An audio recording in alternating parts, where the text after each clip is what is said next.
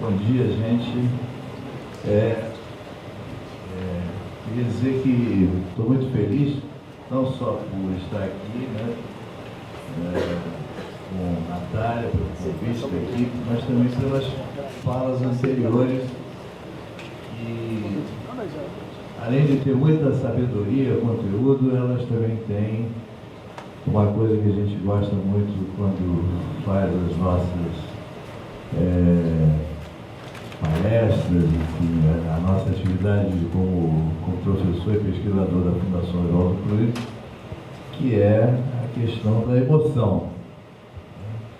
A academia, muitas vezes, ela é dura, ela é árida, ela produz um conhecimento sem arte, sem emoção, e nós somos totalmente contrários a essa forma, digamos assim, tradicional da academia. E aí eu queria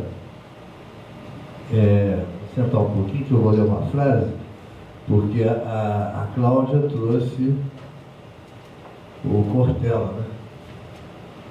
O Itamir trouxe o Einstein. Eu vou trazer uma fala de um grande brasileiro, que por acaso, ontem estava fazendo uma limpeza no meu computador, e aí vi um monte de coisa, isso estava armazenado lá há anos, e bati com essa frase, que diz o seguinte: sou um homem de causas, vivi sempre pregando, lutando como um cruzado pelas causas que comovem. Elas são muitas demais.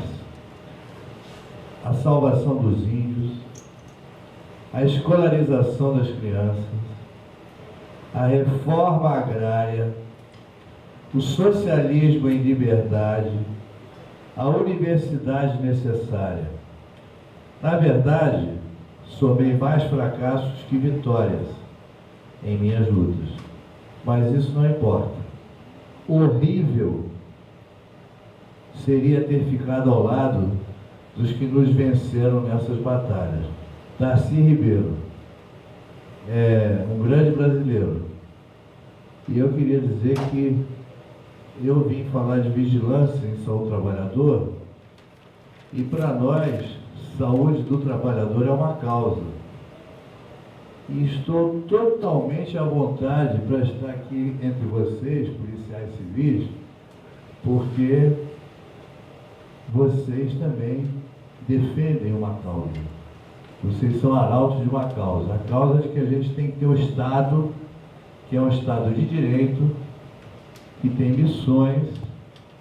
A vigilância da saúde é uma missão do Estado de direito, indelegável, e a Polícia Civil é também uma missão do Estado de direito, assim como as outras polícias. O Estado, ele tem o poder e o monopólio da utilização da força. Força não para causar mais violência, mas força para garantir direitos humanos, por exemplo. Direitos humanos, sobretudo. E o discurso que a gente tem hoje do Estado enxuto, o Estado mínimo, é o Estado que diminui direitos. A Polícia Civil, no meu entendimento, assim como a saúde, a vigilância da saúde, é uma instância defensora dos direitos humanos. No nosso caso, é o direito da saúde do trabalhador, a nossa especificidade. E aí, em termos de vigilância em saúde do trabalhador, eu queria dizer que, relendo o material que a professora Cecília Minaia, que é patrona do núcleo, né, Natália?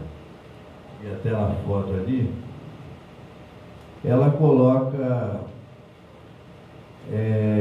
entre outras questões, eu acho que também o Itamir também coloca um pouco, ele falou de trabalho que oprime, né, o trabalhador oprimido, quando ele tem os estímulos funcional, o policial civil.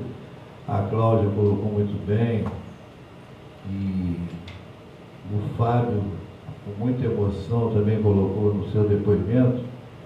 a professora Sileminar, ela chama atenção para as questões que afligem a saúde dos policiais, que na verdade aflige a todos os trabalhadores, de uma maneira geral, principalmente os trabalhadores como nós, que não estamos no topo da pirâmide da elite desigual, né, do Brasil. É um país, em termos de carreira, em termos de trabalho, é extremamente desigual, e a gente está aqui na base da pirâmide, digamos assim, um pouquinho acima dos trabalhadores braçais, muito acima dos que hoje estão desempregados. Mas a professora Sileminar, ela, no seu trabalho, quando esteve aqui, ela deve ter enfatizado essa questão. A questão salarial, evidentemente, é a questão que mais aflige, né, a categoria do policial, mas também a questão da moradia, a questão da carreira, viu, Itamir? Que aparece nas pesquisas da professora Minaio como um problema que afeta o seu bem-estar psíquico, mental e, evidentemente, a sua saúde. O plano de saúde que o policial civil também coloca como uma prioridade são depoimentos dos policiais dizendo quais são as suas questões que mais afligem a sua saúde e a falta de um plano de saúde. Aí eu queria fazer uma ressalva. Nós somos a vigilância em saúde do trabalhador, que é o nosso campo, né, o nosso lugar de fala. Ele está vinculado ao Sistema Único de Saúde. O Sistema Único de Saúde é a política social mais inclusiva que nós temos desde a Constituição de 88. Está sob ataque porque existe uma tentativa de transformar a saúde, aliás, isso já está sendo feito, né, de forma visível a nossos olhos, a saúde como mais um bem, uma mercadoria, para ser vendida no mercado. A questão de saúde, ela já é um pouco e está se tornando quase que uma mercadoria exclusiva, que você vai lá e compra a sua saúde. Os planos de saúde, eles têm uma limitação, evidentemente, por conta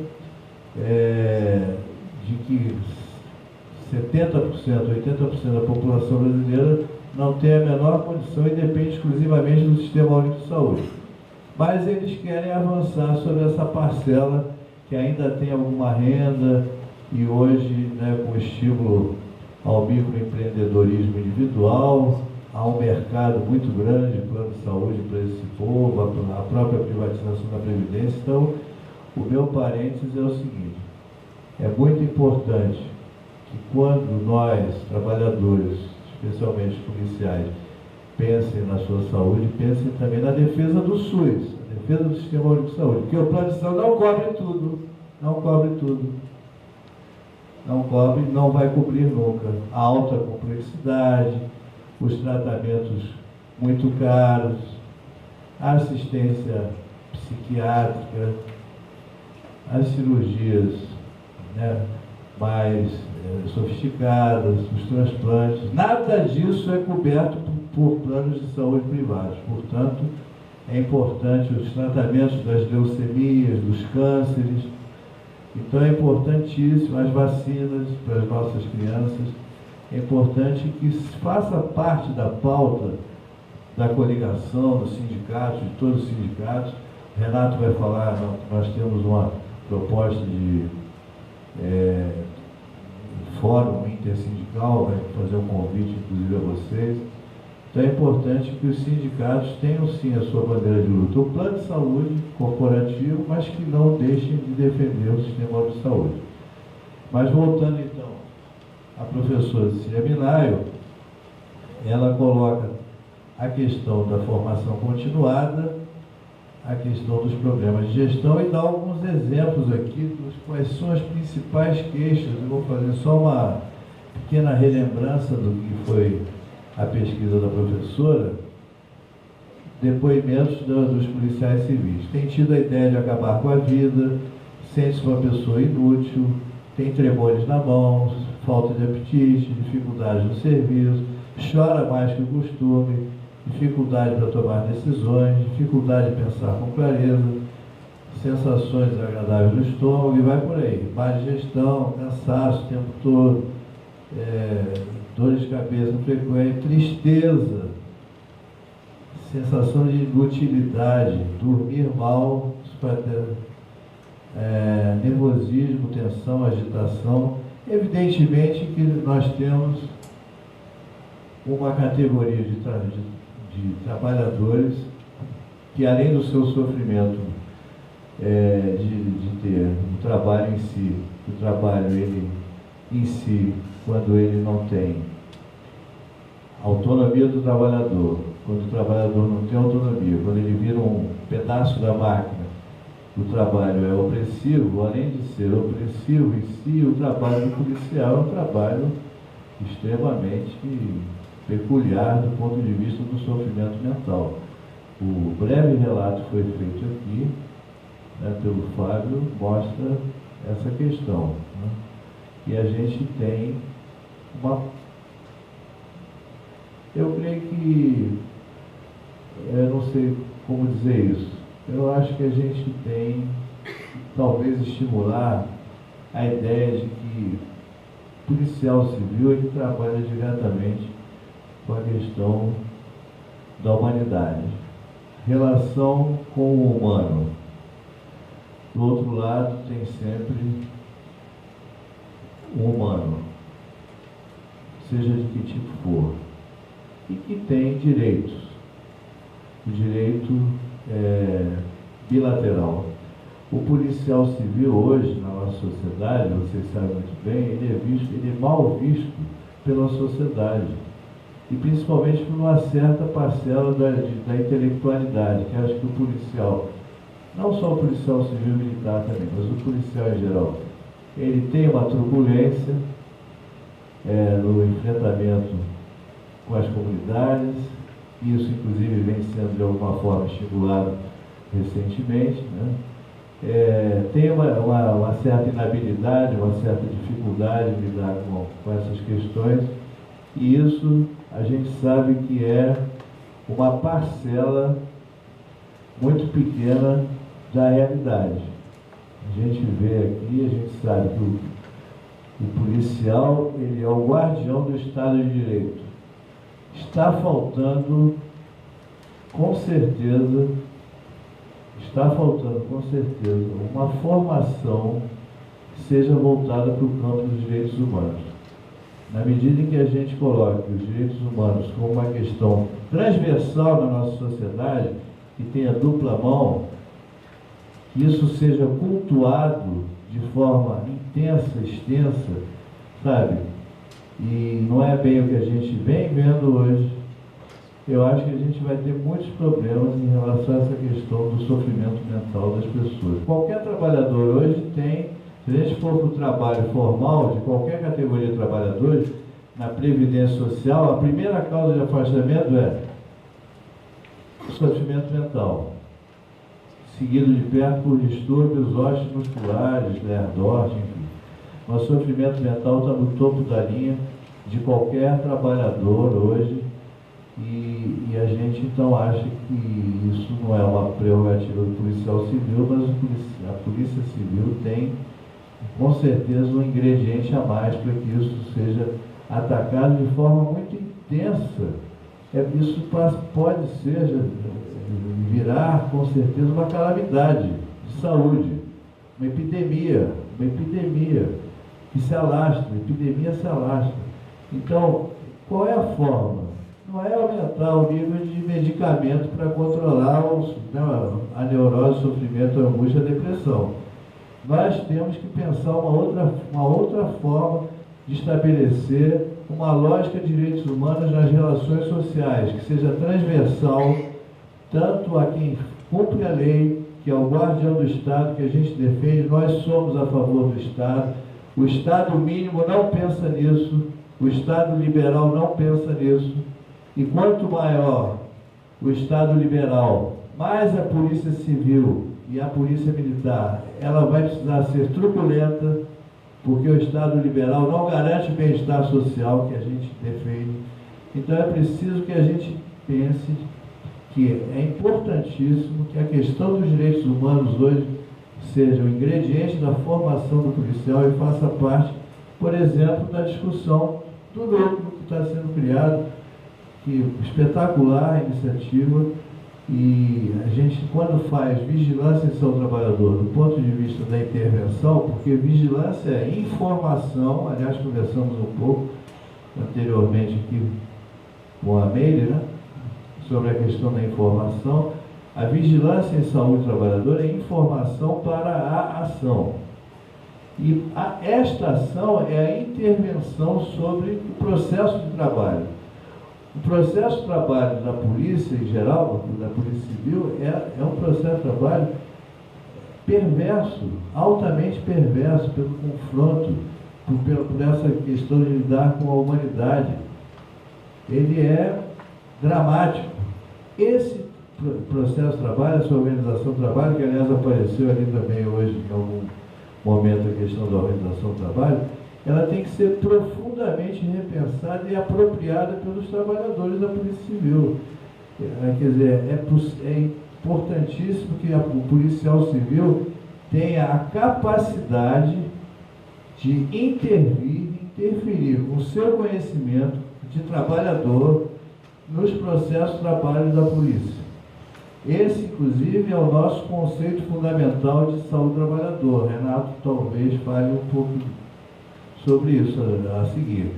Saúde do trabalhador foi uma expressão que foi trazida pelos italianos, operários italianos, que passaram a ter, com o seu conhecimento, que se chamava na época saber operário, que a gente ainda utiliza, um saber operário capaz de se juntar ao saber técnico. Porque quem discute a organização do trabalho, isso tem a ver com carreira, viu, Itamir? Como é que você organiza a carreira dentro da Polícia Civil e como é que vão se dar essas condições de trabalho.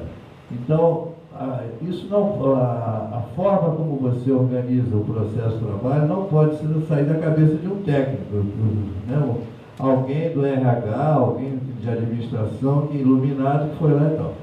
Não, o conceito de saúde do trabalhador trabalha essencialmente com tudo aquilo que é feito para melhorar as condições de trabalho, seja qual for o trabalho, é feito junto com os trabalhadores. No caso, pensar a organização do trabalho na Polícia Civil significa pensar junto, construir junto, um conhecimento novo, de modo que os trabalhadores se apropriem daquilo e passem a chamar aquilo de seu, tomar aquilo como seu, e não como uma coisa externa que chega alguém e resolve fazer daquele jeito. Não.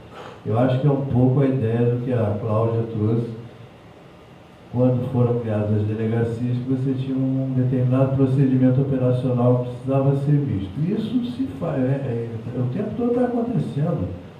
Né? Hoje, o avanço da tecnologia obriga as pessoas a se reciclarem o tempo todo. Essas mudanças operacionais, elas não podem ser feitas na cabeça de alguém que isso tem que ser feito junto com os trabalhadores, pensando juntos, estabelecendo esses fluxos, distribuindo. Evidentemente que a situação é muito crítica, alega-se a questão da falta de dinheiro, a evasão muito grande, a gente sabe que o número de profissionais é sempre menor do que o necessário, mas isso acontece em todas as áreas. Os professores são muito aquém do que precisavam, os médicos muito aquém, os enfermeiros muito aquém. Então nós temos que ter também alternativas, estratégias, você colocou muito bem, de lidar com essas questões e a partir daí a gente então pensar como é que deve ser organizado o nosso trabalho. Já estou recebendo aqui um recadinho. Como eu fico à vontade, porque o Renato vai me seguir, a gente trabalha junto, nós somos parceiros, enfim. Eu só queria colocar aqui um dado para fechar. É um dado antigo, tem um dado mais atual, mas eu não tive tempo de ver como é que estava desdobrado. Dizem, né, quem propõe hoje o Estado mínimo, esse Estado liberal, ou neoliberal, não sei, ou iliberal, está se falando em Estado liberal, e enxugar a máquina, diminuir, fundir, né, ministérios, não sei o quê, olha só, tudo bem, acho que muita coisa tem que ser mexida mesmo, mas o Brasil tem menos servidores públicos em proporção ao total de trabalhadores ocupados que Argentina, Uruguai, Paraguai, que são os países do Mercosul. Estados Unidos, olha só que coisa incrível, né? E, proporcionalmente, Estados Unidos, libelo, né, do mercado, França, Espanha, Alemanha, Austrália, Dinamarca, Finlândia, Suécia, etc. Muito menos servidores públicos proporcionalmente do que esses países todos. Como é que a gente vai lidar com a questão da saúde, da educação e da segurança pública, que são os três eixos principais, enxugando a máquina nesses setores, estabelecendo o teto de gastos? Então, alguma coisa está errada nesse cenário. E a gente tem que pensar nisso. Nós, acho que é papel nosso, enquanto servidores públicos, nós estamos do mesmo lado, nós somos agentes públicos da vigilância, da educação, da pesquisa de vocês, da segurança. É preciso que a gente se una mais, tenha um discurso um pouco mais afinado, e para mim a palavra-chave que transversaliza isso chama-se direitos humanos. Obrigado, gente. Fala um pouquinho da propriedade com que todo mundo falou, discorreu, não tem muita coisa a acrescentar. Importante destacar na fala do que também trouxe um estranhamento, uma crítica que ele vê ao mesmo tempo uma satisfação de ver os policiais tratando das suas próprias questões, refletindo sobre suas próprias questões, e que tem muita gente, que ele vê muita gente de fora que não é policial falando do trabalho do policial. Importante ver desses trabalhos que falam sobre o trabalho do policial, os trabalhos que foram construídos sobre o policial, com um olhar distanciado, e os trabalhos que foram construídos com os policiais, né? Isso coloca uma diferença muito grande, em forma de estudos que são distanciadas, são estranhas, e tem formas de estudos que são feitas com o policial. Me parece, pelo que eu li, que a Natália disponibilizou, o trabalho da professora Minário foi um trabalho feito com os policiais, pela qualidade, pela dramaticidade e a profundidade dos depoimentos que estão ali, um trabalho que foi construído junto com os policiais. E essa é a saúde do trabalhador que a gente preconiza. Por isso a gente chega junto dos sindicatos, das instituições representativas das classes, das categorias, porque a gente não quer, enquanto academia, de maneira nenhuma fazer um trabalho distanciado sobre o trabalhador. O trabalho é feito com o trabalhador, porque vocês que estão lá no dia a dia do trabalho, que cada vez que eu participo de algum evento que envolve a polícia, especificamente a Polícia Civil, eu fico mais perplexo com o rol de dificuldades que vocês enfrentam no seu dia a dia. O trabalho um olhar distanciado da polícia, de eu trabalhar aqueles caras que caçam bandidos, que são violentos, um olhar completamente distanciado. Se você vai fazer uma análise científica do trabalho do policial civil, você vai ver que tem inúmeras tarefas que ficam completamente ocultas ao olhar estranho, ao olhar distanciado. Então, a gente, enquanto área da saúde do trabalhador, está atento para isso, procura desenvolver trabalhos que sejam trabalhos construídos junto com aqueles trabalhadores, para ter acesso ao trabalho real, ao trabalho que de fato acontece, e não um trabalho imaginado, né, que só vai gerar problemas.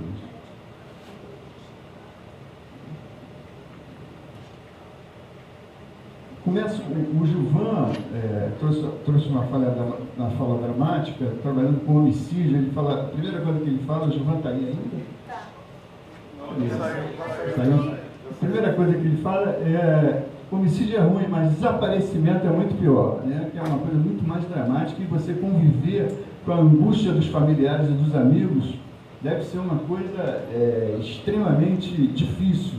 E ele falou que as ferramentas da psicologia ajudou ele a poder trabalhar isso de uma forma. Então, a qualificação vem ao encontro, a qualificação como sendo aquilo que oferece uma barreira ao estresse, né? Ele estava falando que trabalhar com homicídio, mas com desaparecimento estava ficando impossível para mim, até que eu encontrei o ferramental da psicologia. Então, a qualificação como sendo uma importante barreira ao estresse, como sendo uma forma da gente poder enfrentar as situações de trabalho. O que eu vi na fala deles, muito importante, foi essa colocação.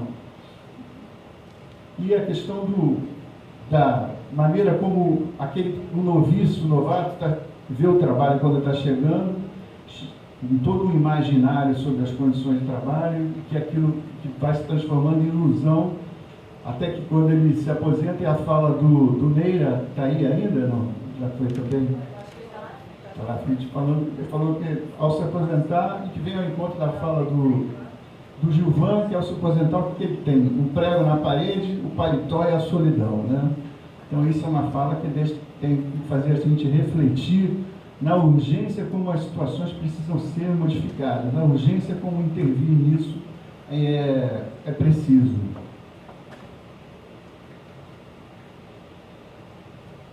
O que a Cláudia falou, tem várias coisas interessantes, eu estou com um tempo curto, eu extraio algumas. A instituição não vai resolver o seu problema. Então, aponta para a organização autônoma, o trabalhador precisa se autonomizar enquanto organização. Não é o sindicato contra a instituição, é o sindicato e a instituição. O trabalho do sindicato é absolutamente fundamental para corrigir e aperfeiçoar o trabalho institucional ali onde ele precisa ser corrigido e aperfeiçoado. Essa é a visão profundamente democrática que a gente tem que abraçar. Não ver os sindicatos, as organizações de classe, de categoria, como inimigos das instituições, que é uma visão que a gente tem. São absolutamente essenciais. Em um lugar realmente desenvolvido no mundo, a gente tem lugares que sejam efetivamente desenvolvidos sem organizações de classe democráticas, sem organizações de classe robustas, né? Isso é também uma coisa que faz a gente enfatizar essa fala. Comprometer-se fazendo o melhor que você tem. Isso é uma outra coisa que é essencial, um nível mais existencial, menos político, mais existencial, mas é absolutamente necessário a gente se conscientizar disso. Dentro daquilo que é possível, você fazer o melhor que tem. E a citação que parece que é do Einstein, também já vi como sendo referência ao Einstein, que ele também faz, você continua fazendo sempre o mesmo e querendo obter resultados semelhantes. Isso é um ledo engano, e foi pensando com esse tipo de pensamento, para ter resultados diferentes, você precisa fazer diferente, que ele descobriu a lei da relatividade e todas as coisas que fez por aí.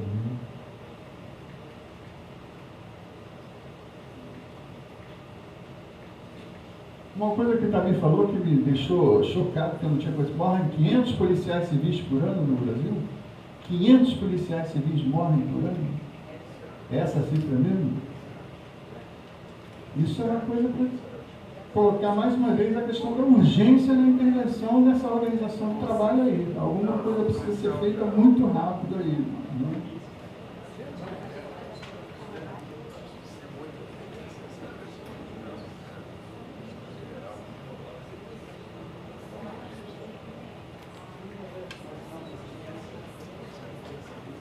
Aí, para finalizar, teria maior prazer de continuar conversando com vocês.